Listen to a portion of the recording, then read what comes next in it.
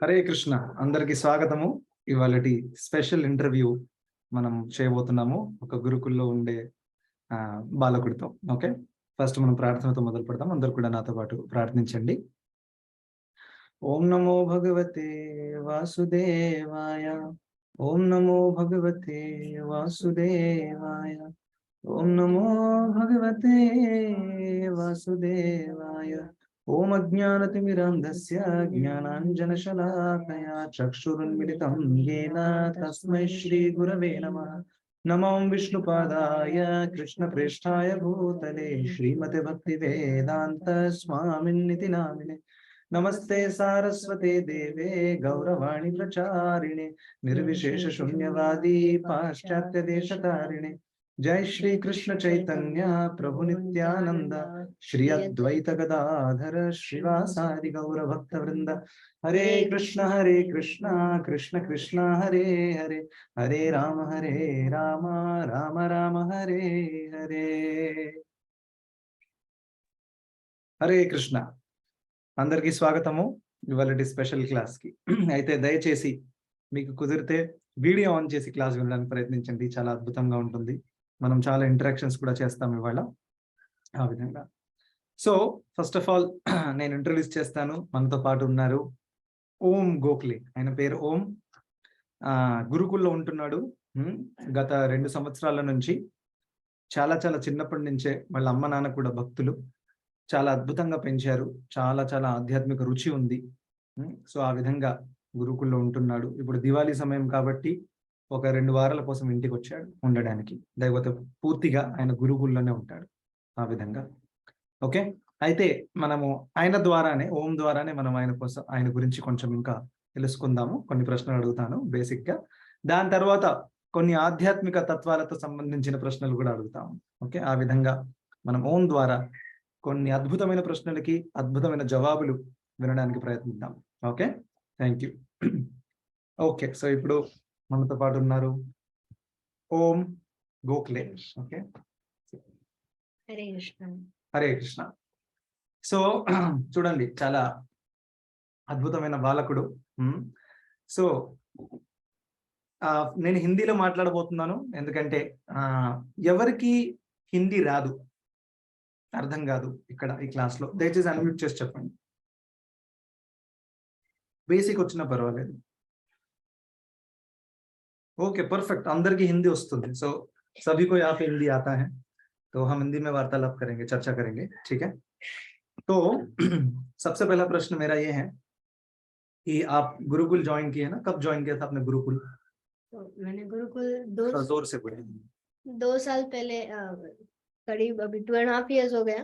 हाँ, तो 2020 में ज्वाइन किया. ठीक है, तो प्रश्न ये उठता है कि अभी बहुत सारे लोग सोचते हैं कैसे गुरुकुल में ज्वाइन किया, क्यों ज्वाइन किया. सबसे पहला क्वेश्चन आता है, क्यों आपने ज्वाइन किया गुरुकुल? तो पहली बार जब जून में 2020 में जब मेरे माता का जन्मदिन था, तो उस दिन हमें बालगुन प्रभु जी ने गुरुकुल में आमंत्रित किया था. तो हम वहाँ पे आए थे और मैंने जब देखा गुरुकुल का एटमॉस्फेयर, गुरुकुल कैसा दिखता है, गुरुकुल का एनवायरमेंट, तो सिर्फ उसको देखकर, मुझे उसका स्पिरिचुअल सिग्निफिकेंस नहीं मालूम था. लेकिन फिर भी मैं उसके एनवायरमेंट को देखकर, उस समय कोविड लॉकडाउन चल रहा था और मैं घर बैठकर इतना बोर हो चुका था, तो मैंने सोचा कि चलो ट्रायल देख लेते हैं, गुरुकुल कैसा लगता है. तो उसके बाद फिर मैंने डिसाइड किया और मैं आया गुरुकुल में 7 दिनों के लिए. तो 7 दिनों के बाद मुझे इतना फील हुआ कि मेरे अंदर इतना चेंज हो गया है, मेरा कॉन्शियसनेस एलिवेट हो गया है. तो वो सब देखकर फिर मैंने सोचा कि आई थिंक मुझे गुरुकुल कंटिन्यू करना चाहिए, जिससे कि मेरा और डेवलपमेंट होगा इसमें. इसलिए मैंने गुरुकुल ज्वाइन किया. వెరీ నైస్, అద్భుతం.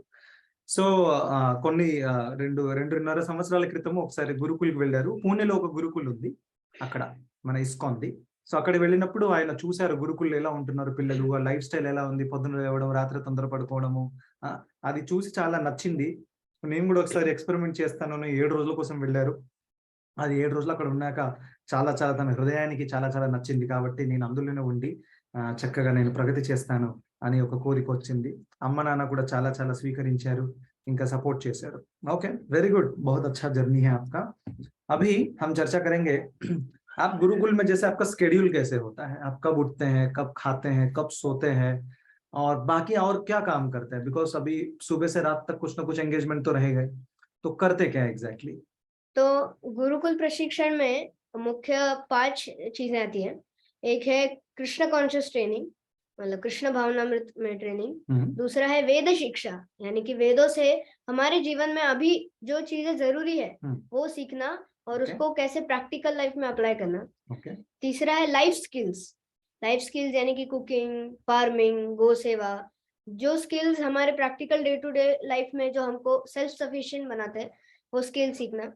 चौथा है एकेडमिक्स, जो कि मैथ साइंस, जो कि हमारे नॉर्मल सब्जेक्ट्स है, वो भी एकेडमिक्स। अच्छा वो भी सिखाए जाते हैं? हाँ, वो भी सिखाया जाता है। ओके, तो इसका एग्जाम वगैरह भी होता है फिर? एग्जाम जैसे बाहर के लोगों का जैसे बोर्ड एग्जाम होता है, सेम तो आपको सर्टिफिकेट भी मिलेगा कि आप 10th सर्टिफिकेट पास हो, 12th पास हो? Yes at the same time Gurukul का भी हो गया?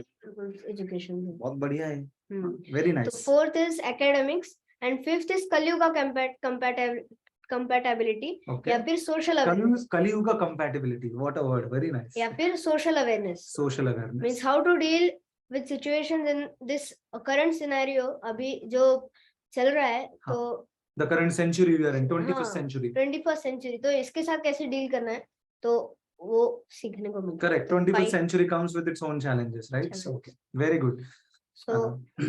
So अभी शेड्यूल में in the morning we wake up very early, so like what time? हाँ, वो people are curious to know. आप कितने बजे उठते हैं सुबह? हिंदी में बात करेंगे ताकि सबको समझ में आए। तो एज वाइज होता है, जो बड़े बच्चे हैं वो जल्दी उठते हैं, तो जैसे मैं हूँ, तो मैं जनरली 3:45 तक उठ जाता हूँ। 3:45 तक उठता हूँ। 4 o'clock I have to report at bathroom, otherwise I am considered late and I have to write Hare Krishna Mahamantras as a punishment, spiritual punishment. purification. Very good. So nice. I personally wake up at 4 o'clock. So 3 గంటల 45 నిమిషాలకి లేవాలి, 4 గంటలకి bathroom దగ్గర ఉండాలి. ఉండకపోతే ఆయనకి spiritual punishment ఇస్తారనమాట. హరే కృష్ణ మహామంత్రం రామకోటి రాస్తారు కదా, అలా అని రాయాలి రోజంతా కూడా కూర్చొని. మనం కూడా కొంచెం ఇన్స్పిరేషన్ తీసుకోవచ్చు, కరెక్టా కాదా? Very good. तो मैं उसके बाद फिर स्नान करता हूँ और तैयार होता हूँ धोती कुर्ता तिलक पहन के। 4:30 को मैं डॉट टेम्पल हॉल में रिपोर्ट करता हूँ और फिर वहां पे चैंटिंग करता हूँ टिल 5:30 कभी कभी। और उसके बाद अगर कुछ सेवा रही, नहीं कुछ सेवा रही, तो फिर मैं जाता हूँ सेवा करने के लिए। अगर कुछ नहीं रहा तो फिर मैं कुछ रीड करता हूँ, नहीं तो फिर चैंटिंग ही कंटिन्यू करता हूँ टिल 5:45। उसके बाद 5:45 we have a short kirtan when we wake up the deities. భగవాన్ కు జబ్ జగాతే దేవుళ్ళని ఎప్పుడైతే నిద్ర నుంచి లేపాక అప్పుడు కీర్తన చేస్తారన్నమాట. Okay, and then 6 o'clock we have full morning program Mangal Aarti. Okay, तो मंगल आरती 6 o'clock को शुरू होता है? 6 o'clock. ओके, ठीक है. 6 o'clock Mangal Aarti, Narasimha Aarti, Tulsi Aarti. then we have a short Bhagavatam class, तो उसमें कोई एक भागवतम का श्लोक लेते, तो रत्नमाला जो रत्नावली आती है, उसमें से जो इम्पोर्टेंट श्लोकास है, तो वो सब बाहर करते हैं वो श्लोक, और फिर उसका मीनिंग बताते प्रभु जी। 10 मिनट का क्लास होता है भागवतम। हाँ, भागवतम। एक भागवतम का कोई श्लोक हो जाए हमारे ऑडियंस के लिए। सो रिसेंटली हम लोग का चल रहा था प्रहलाद महाराज का। ओके, तो वेरी गुड. उसमें भगवान का आता है सत्यम विधातुम निजभृत्य भाषितम, सत्यम विधातुम निजभृत्य भाषितम, और कौमारमाचरेत प्राज्ञा, और देयर आर मेनी अदर्स. कौमारमाचरेत प्राज्ञो धर्मान् भागवतानिह दुर्लभम मानुषम जन्म तदपि अध्रुवमर्थदम। सो कौमारमाचरेत प्राज्ञो, सो इंटेलिजेंट पर्सन, जो बुद्धिमान व्यक्ति है, उसको बचपन से ही 5 के एज से ही उसको भक्ति जो है प्राप्त करनी चाहिए, क्योंकि मनुष्य देह जो है वो टेम्पररी है, वो हमेशा अध्रुव है, जल्दी नष्ट हो जाता है, लेकिन वो अर्थदम है, बहुत ही वैल्यूएबल है। उससे उसको अगर हम भक्ति में लगाएंगे तो बहुत वैल्यू प्रोड्यूस हो सकती है। Very good. श्लोक बता के उसका अर्थ भी आपने बताया, बहुत बढ़िया, वेरी गुड. लाइक दिस हम लोग श्लोक लर्न करते हैं, और उसके बाद फिर 6:45 तक, अगर मतलब 6:40 को 10 मिनट्स क्लास खत्म होता है, तो हम चैंटिंग करते हैं। कभी अगर टाइम मिलता है तो एक राउंड भी करते हैं, लेकिन कॉमन जपा होता है, मतलब together we sit and chant. So उसके बाद फिर 6:45 we go for a short jog for 5 minutes, और उसके बाद फिर we do yoga daily. Okay, तो फिजिकल एक्सरसाइज भी करते हैं आप लोग? एक्सरसाइज भी करते हैं और शास्त्र अध्ययन भी करते हैं, फिर एकेडमिक स्टडी भी होता है। रात को सोने का टाइमिंग क्या है? रात को सोते हैं हम लोग 7:30 को। सोने का टाइम है। 7:30 तो हम ऑफिस का काम कर रहे होते हैं। ठीक है, कोई बात नहीं। ओके, వెరీ నైస్, అద్భుత. 7:30 సోతే हैं బచ్చే. 7:30 గంటలకు పడుకుంటారు సాయంత్రము. పొద్దున 3:30కి లేస్తారు. దాని తర్వాత పూర్తి రోజు కూడా చాలా అద్భుతమైనటువంటి స్కెడ్యూల్ ఉంది. చాలా చాలా ఆధ్యాత్మికంతో కూడిన కార్యాలు, అకాడమిక్స్ కూడా ఉన్నాయి, అన్ని కూడా ఉన్నాయి. बहुत ही अच्छा शेड्यूल है आपका, सुन के अच्छा लगा. ओके, तो अभी हम कुछ दार्शनिक प्रश्न के बारे में चर्चा करेंगे. ठीक है, जैसे बहुत सारे लोग प्रश्न पूछते हैं, तो हमने सोचा कुछ प्रश्न हम आपसे पूछते हैं और आप अपने अनुभव के हिसाब से आप हमें जरूर आप बता सकते हैं हमारे दर्शकों को. जैसे जैसे हम देखिए, आपने भी जैसे आप गुरुकुल में हैं, वहां पे आपने बहुत सारा कमिटमेंट्स लिया हुआ है, सुबह उठना है. या ऐसा सभी बच्चे ऐसा नहीं करते हैं, है ना. और जितना जल्दी उठना, रात को सोना बहुत टफ रहता है.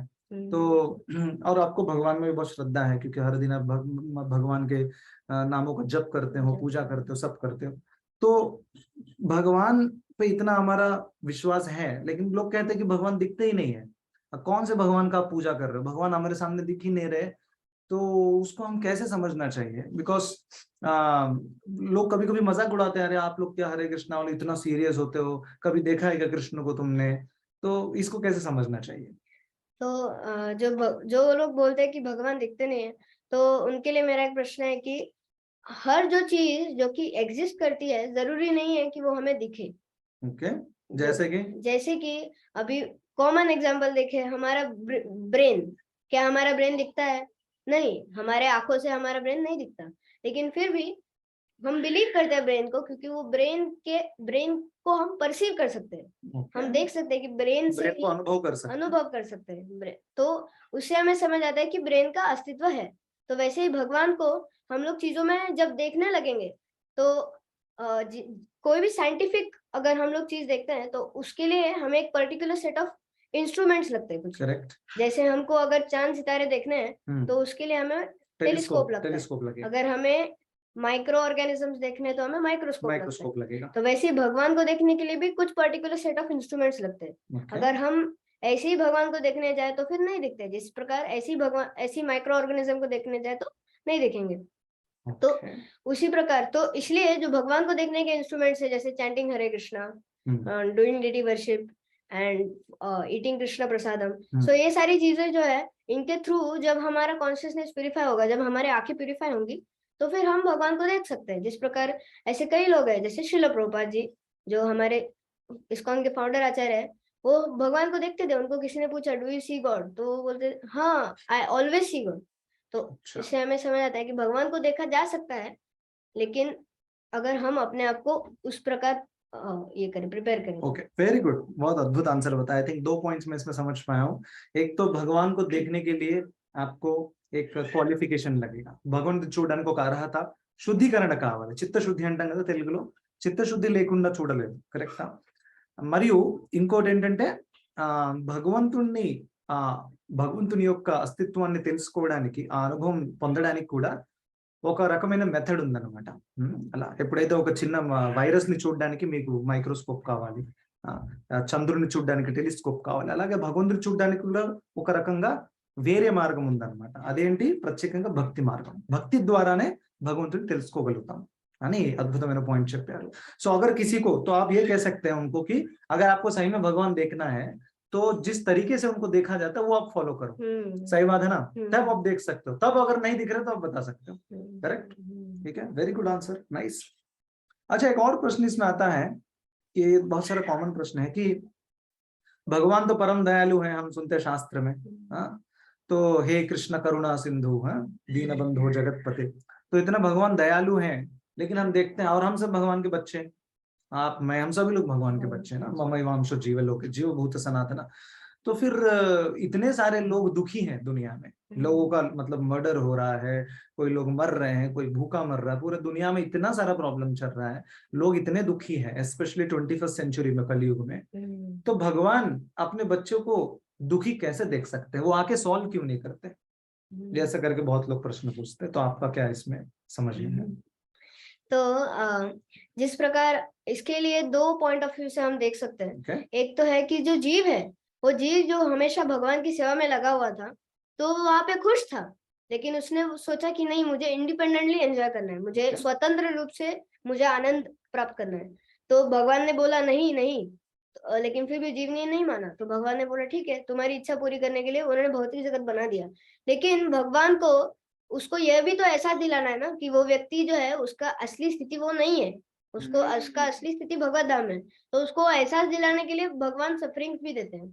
तो जिस प्रकार कोई मिट्टी वाली खीर होती है तो खीर का भी स्वाद आता है, स्वीटनेस भी है। तो इस मटेरियल वर्ल्ड में भी हम देखें, कई बार देखते हैं कि लोग एंजॉय कर रहे हैं, तो वो क्या है, वो मिट्टी में मिली हुई खीर की तरह है। तो मिट्टी का भी स्वाद आता है, मतलब बहुत ही मिजरीज भी आती है और हैप्पीनेस भी आता है। तो वो हमें देखना चाहिए कि भगवान जो है वो हमको डिस्ट्रेस इसलिए दे रहे हैं ताकि हम लोग उनको याद करें, ताकि हम लोग उनके बारे में और सोचें, हम लोग उनके पास जाए। तो इसलिए भगवान जो है वो डिस्ट्रेस देते हैं, ये देखने का एक ये है। और दूसरा ये है कि भगवान हमको ये नहीं देते।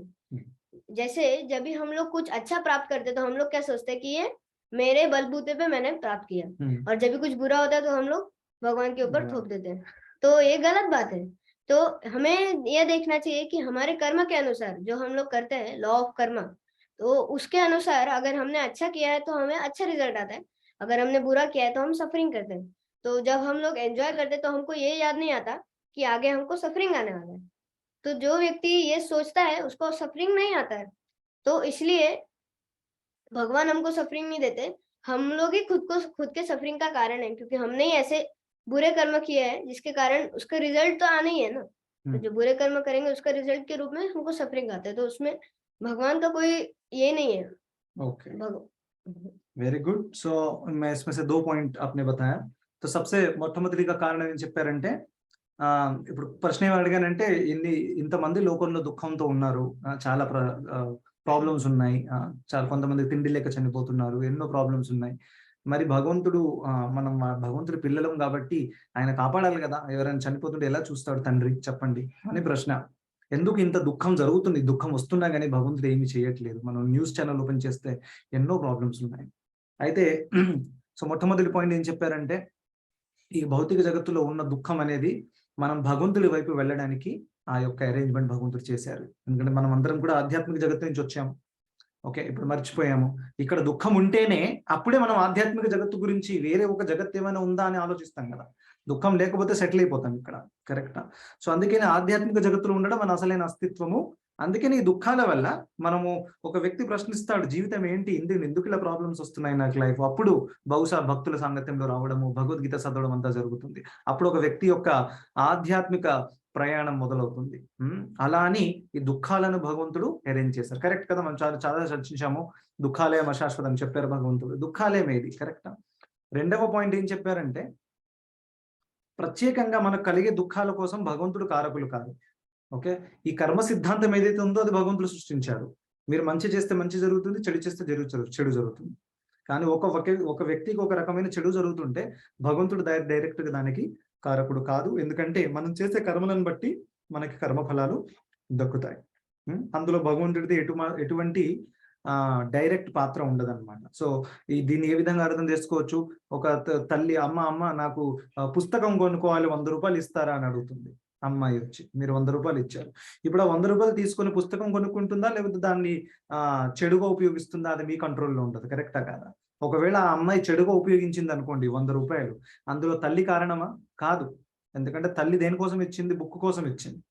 కానీ వెళ్ళి చెడు పనిలో ఉపయోగిస్తే తల్లి కారణం కాదు. అలాగే భగవంతుడి జీవితాన్ని ఇచ్చారు, ఎన్నో రిసోర్సెస్ ఇచ్చారు, బుద్ధిని ఇచ్చారు, డబ్బు ఇచ్చారు. దాన్ని ఒకవేళ మనం తప్పుగా ఉపయోగిస్తే దాని శిక్ష మనకు లభిస్తుంది. మరి భగవంతుడు కారణమా? కాదు కదా. ఆ పిల్లవాడు ఏ విధంగానైతే 100 రూపాయలని చెడుగా ఉపయోగిస్తే దానికి లభించే శిక్ష దానికి తల్లి కారణం కాదు. అలా అని అద్భుతంగా 2 పాయింట్స్ చెప్పి ఎక్స్ప్లెయిన్ చేశారు. बहुत अच्छा आपने एक्सप्लेन किया, बहुत बढ़िया. अभी हम अगला प्रश्न के और जाते हैं. तो एक प्रश्न आता है कि ठीक है, अभी हम मानते हैं कि भाई ठीक है, भगवान है, भगवान दयालु है, हम अपने कर्मों के हिसाब से हमें फल मिलता है, भगवान तो डायरेक्ट उसके कारण नहीं है. तो भगवान को समझे कैसे? भगवान से मेरे को मैं सोचता हूँ भगवान मेरे को दिखेंगे तो अच्छा लगेगा, मुझे भी, मैं उनसे बात करूंगा और मेरा श्रद्धा बढ़ेगा. तो भगवान को देखें कैसे, या भगवान की अनुभूति कैसे होती है, ये प्रश्न है खास करके. तो भगवान जो है वो सर्वत्र उपस्थित है, जैसे कि वो भगवद गीता में भी कहते हैं कि वो सर्वत्र उपस्थित है, लेकिन हम उनको सर्वत्र देख नहीं पाते। हम लोग हर चीज में भगवान को देख नहीं पाते। तो इसके लिए सॉल्यूशन ये है कि अच्छा, एक प्रश्न है, लाइक भगवान सर्वत्र उपस्थित है मतलब हर जगह भगवान है। अभी इस लैपटॉप में भगवान है बोल सकते हैं, हाँ इस मोबाइल फोन में भी भगवान है, हर जगह भगवान है।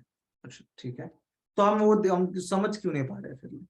तो भगवान जो है हम समझ इसलिए नहीं पा रहे क्योंकि हमारा वो कॉन्शियसनेस नहीं है। हम लोग कृष्ण भावना में, जैसे प्रभुपाद जी थे, प्रभुपाद जी हर चीज में भगवान को देख सकते हैं। भगवान का हाथ, हैंड ऑफ गॉड जो है वो हर चीज में देख सकते थे। तो हम लोग अगर उतना कृष्ण भावनामृत में ये हो जाए तो फिर हम लोग भी इसमें भगवान देख सकते हैं। भगवान का मतलब भगवान इसके अंदर उपस्थित है, ये देख सकते हैं। तो भगवान जो है वो भगवद गीता के विभूति योग वाले अध्याय में बोल रहे हैं कि मैं कौन सा अध्याय का नंबर क्या है? 10वां अध्याय जो है भगवद गीता का, ओके। उसमें विभूति योग बोल रहे हैं। और 7वें अध्याय में भी बहुत सारे ऐसी चीजें बोलते हैं जिसमें हम लोग भगवान को देख सकते हैं। जैसे रसोहम अपसु कौन्तेय प्रभास्मि शशि सूर्यो प्रणव सर्व वेदेषु शब्दखे पौरुषम ऋषु। यानी कि रसोहम अपसु कौन्तेय, पानी का जो टेस्ट है वो मैं हूँ। तो जब भी हम पानी पीते हैं तो हम लोग भगवान के बारे में सोच सकते हैं। हम तो पानी पीते समय प्यास बुझने वाले वो सोचते हैं। ठीक है। तो रसोहम अपसु कौन्तेय, तो भगवान के जो वचन है कि मैं इस चीज में ये उपस्थित हूँ, तो भगवान ने क्लियर कट बताया है कि मैं इन चीजों में ये हूँ।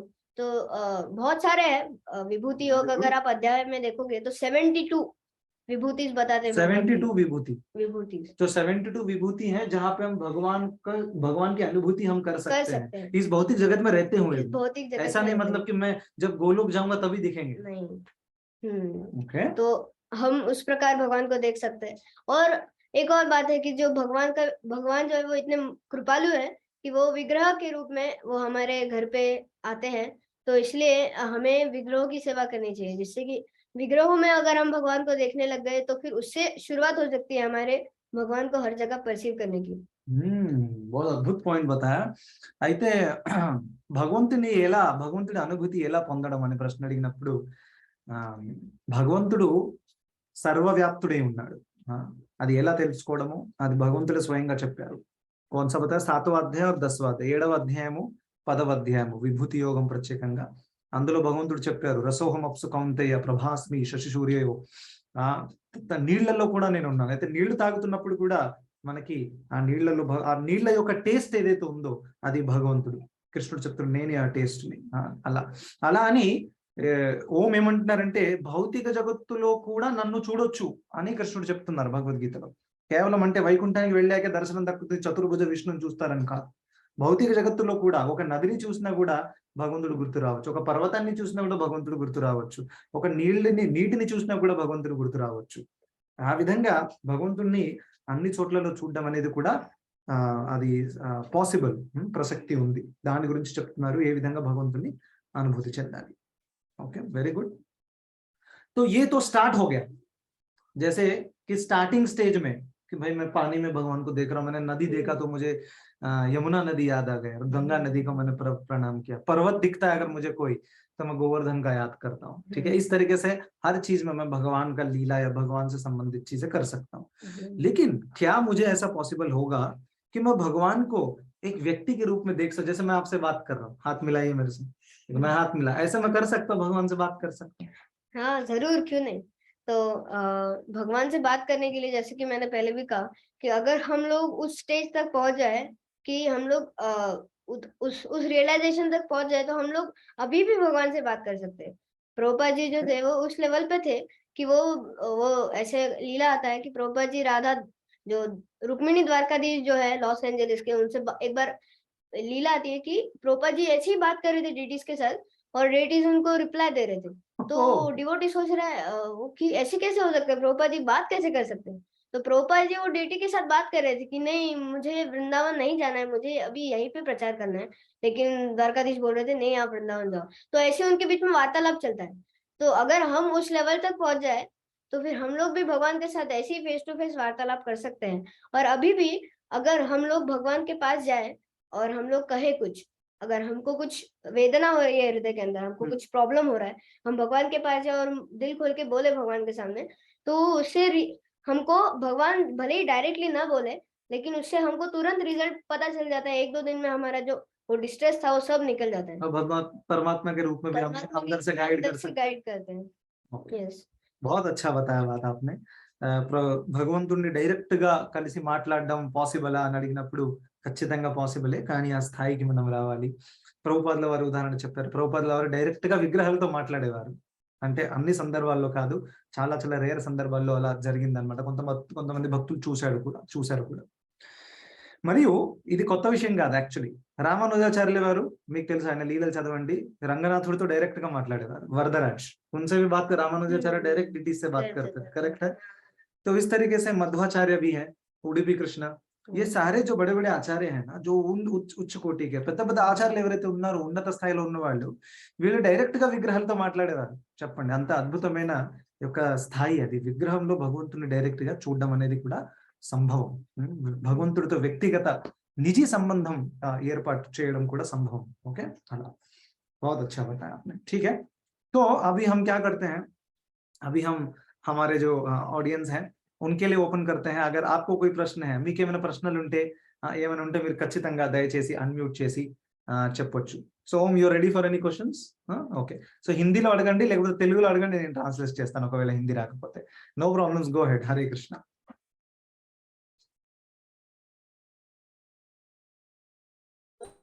Hare Krishna. Hare Krishna. Hare Krishna. So he is Tanay, a very wonderful devotee. Okay. Go ahead, Tanay. अब वो सारे टाइप्स ऑफ रिलीजन रहता है ना, हिंदू, इस्लाम, हिंदुइज्म ऐसा. तो वो ऐसे कि हिंदूज में भी, हिंदुइज्म में भी तो वेदास का टीचिंग्स करता है, तो उसका टीचिंग इतना करेक्ट क्यों नहीं है?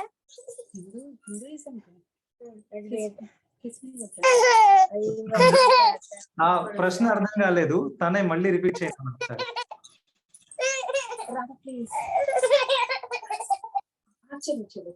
No problem. Yes, Tanay, go ahead. So Tanay, I think जैसे क्या समझ पाया, correct me if I am wrong. Hinduism है, इस्लाम है, क्रिश्चियनिटी है, बहुत सारे हैं. तो आप ये कह रहे थे कि दूसरे रिलीजियंस में कुछ कुछ चीजें करेक्ट क्यों नहीं है? Is it what you are telling? Yes. दूसरे जैसे इस्लाम में कुछ कुछ चीजें करेक्ट क्यों नहीं है और वेदों में ही सब कुछ करेक्ट है? Is it what you are asking?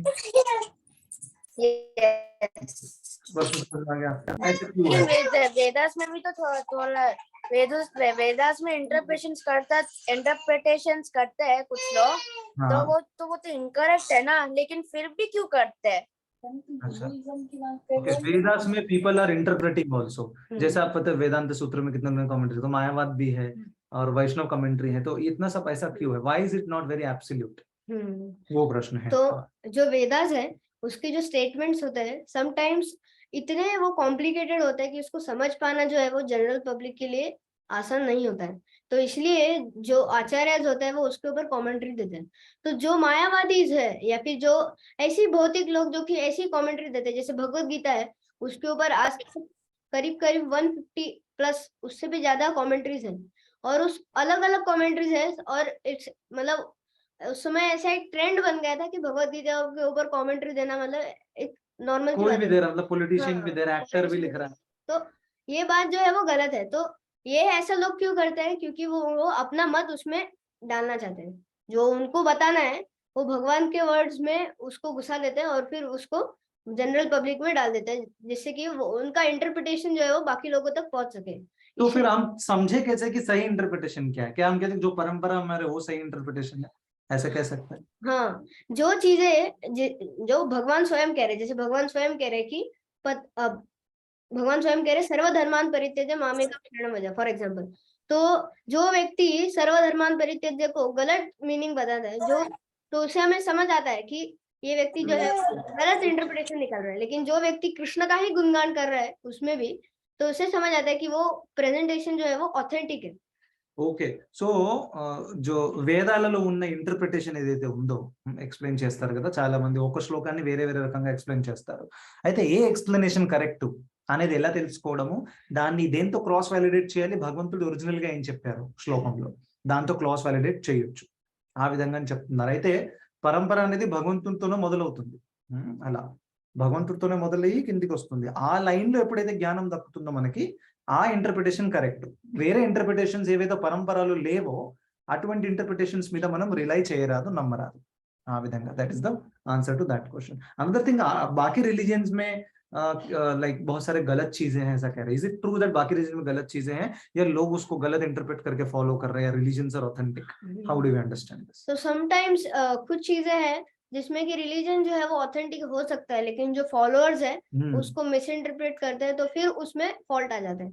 तो अभी हम लोग पर्टिकुलर केस अगर पकड़े क्रिश्चियनिटी का, तो क्रिश्चियनिटी का जो फिलोसफी है उसमें वो जीसस जो है वो जीसस स्वयं बोलते हैं कि I am the son of God.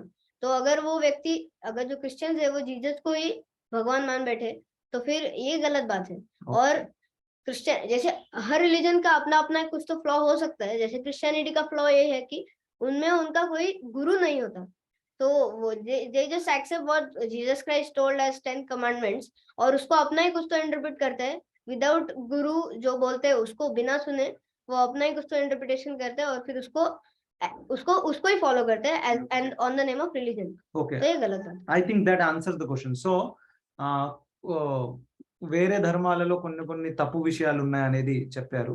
So ఈయన అంటున్నారు ధర్మం ఆథెంటిక్ గా ఉండొచ్చు. ఫర్ ఎగ్జాంపుల్ ఇస్లాం, క్రిస్టియానిటీ, ఇవి ఆథెంటిక్ ధర్మాలు, ఇది తప్పు నేర్పవు. కానీ ఎవరైతే ఫాలో చేస్తున్నారో వాళ్ళు దాన్ని తప్పుగా ఇంటర్ప్రిట్ చేసి దాన్ని తప్పుగా ఫాలో చేయగలగవచ్చు. ఇది అన్ని రిలీజియన్స్ లో అవ్వచ్చు, కేవలం ఇస్లాం క్రిస్టియానిటీ కాదు. హిందూయిజం లో కూడా చాలా మంది దాన్ని తప్పు ఇంటర్ప్రిటేషన్ పెట్టి హిందూయిజం ని కూడా వాళ్ళు తప్పుగా చూపించవచ్చు అన్నమాట. సో ఆ విధంగా ఫాలోవర్ లో ఫ్లాస్ ఉండొచ్చు. రిలీజియన్ విల్ బి పర్ఫెక్ట్ అని చెప్తున్నారు. రిలీజియన్ ప్రాక్టీషనర్ ఎవరైతే ఉన్నారో వాళ్ళలో తప్పులు ఉండొచ్చు, కానీ దానివల్ల రిలీజియనే తప్పు అని అనడము అది కరెక్ట్ కాదు.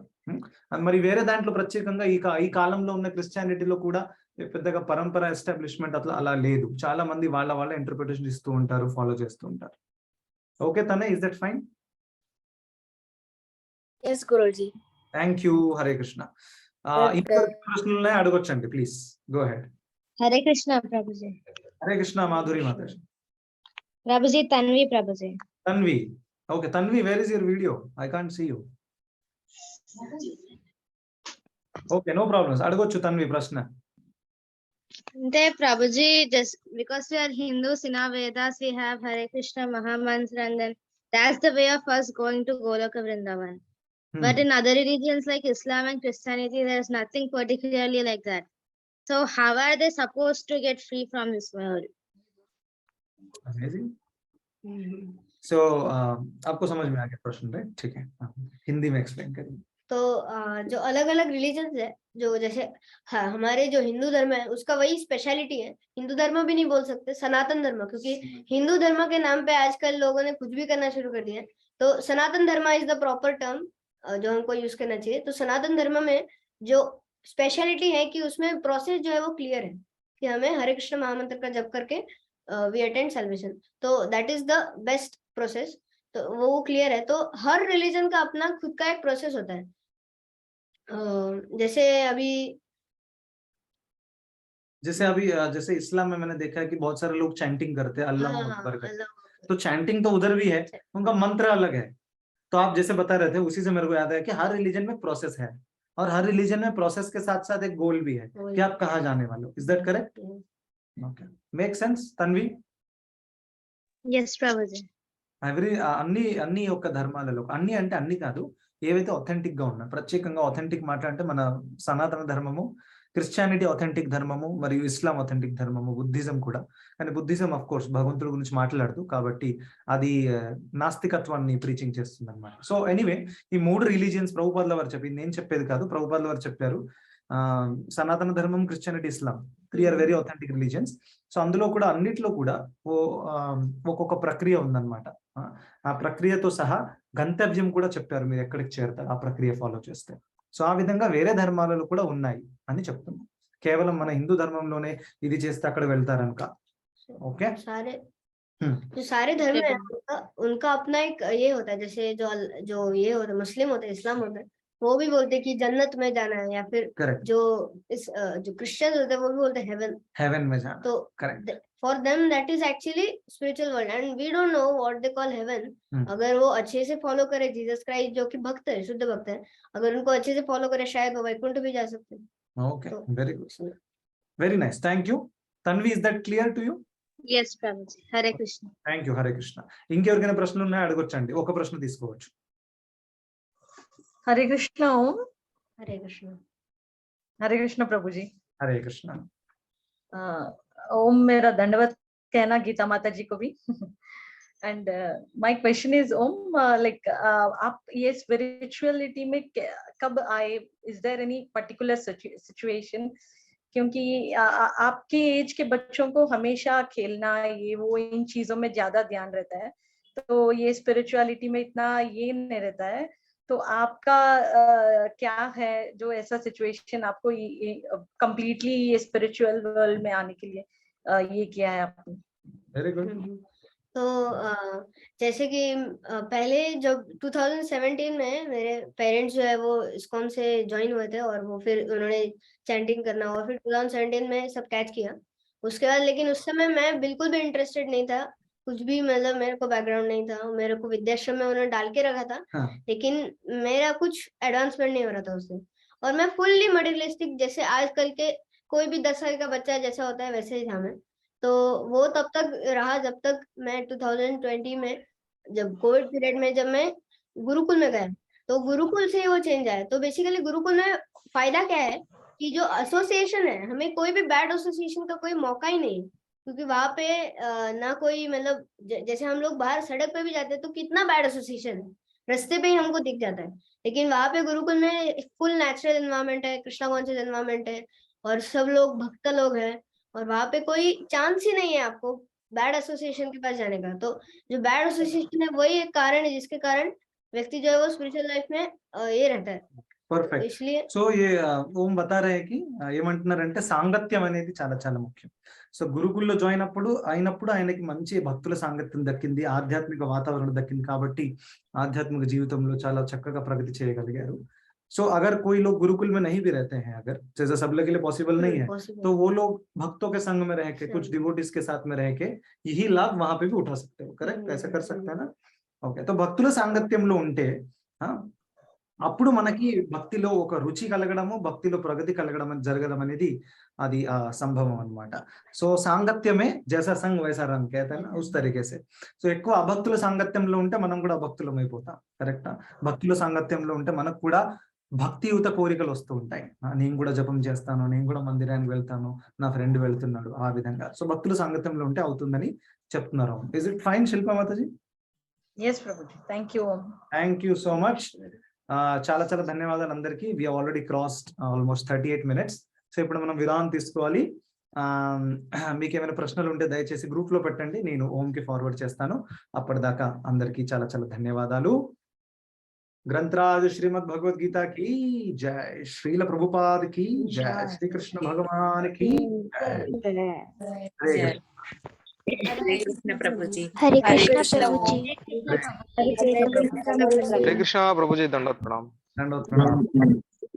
हरे कृष्ण प्रभु जी. हरे कृष्ण प्रभु जी. हरे कृष्ण प्रभु जी. हरे कृष्ण प्रभु जी. हरे कृष्ण प्रभु जी. हरे कृष्ण, हरे कृष्ण. हरे कृष्ण प्रभु जी.